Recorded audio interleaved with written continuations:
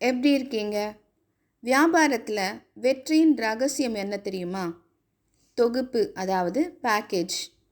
அதுக்குள்ளே என்ன இருந்தாலும் சரி, அந்த பேக்கேஜ் தான் முக்கியம். பேக் பண்ணியிருக்கிற விதம் கண்ணை கவருதா, கவர்ச்சியாக இருக்கா? வாடிக்கையாளர்கள் குறிப்பாக அதை பார்க்குறாங்க. உதாரணத்துக்கு, ஆரோக்கியமான உணவுப் பொருளை விற்கலாம்னு நான் முடிவு பண்ணுறேன். அது ஒரு இயற்கை உணவு, உடல் நலத்துக்கு ரொம்ப நல்லது. அது ஆயிலை அதிகரிக்கக்கூடிய உணவு. என்னோட உணவுப் பொருள் ரொம்ப ஆரோக்கியமானது அப்படிங்கிறதுனால பேக்கேஜில் ரொம்ப கவனம் செலுத்த வேண்டான்னு முடிவு பண்ணுறேன். இது விற்பனைக்கு வருது. அது நல்லா விற்கும்னு நினைக்கிறீங்களா? இல்லை. வாடிக்கையாளரை வாங்க தூண்டுறது அழகான பேக்கேஜ் தான்.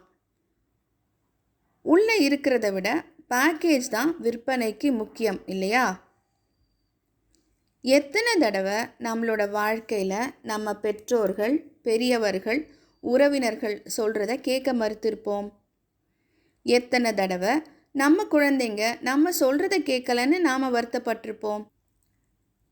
நாம் இவங்க நல்லதுக்காக தானே சொல்கிறோம், இவங்க ஏன் கோவப்படுறாங்கன்னு யோசிச்சிருப்போம். நமக்கு ஒன்று புரியணும். நாம் என்ன சொல்கிறோன்றதை விட எப்படி சொல்கிறோம் அப்படிங்கிறது ரொம்ப ரொம்ப முக்கியம். உண்மையான அக்கறையில் அடுத்தவங்க நல்லதுக்காக சொன்னால் கூட சரியான வார்த்தைகளை சரியான தோணியில் சொல்கிறது ஒரு நல்ல உரையாடலுக்கு ரொம்ப முக்கியம்.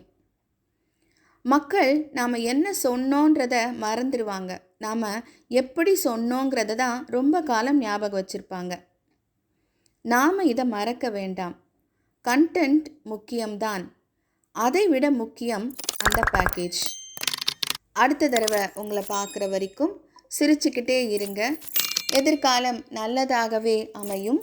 நிகழ்காலத்திற்கு நன்றியுடன், டிவைன் கான்ட்ராக்ட்ஸ்.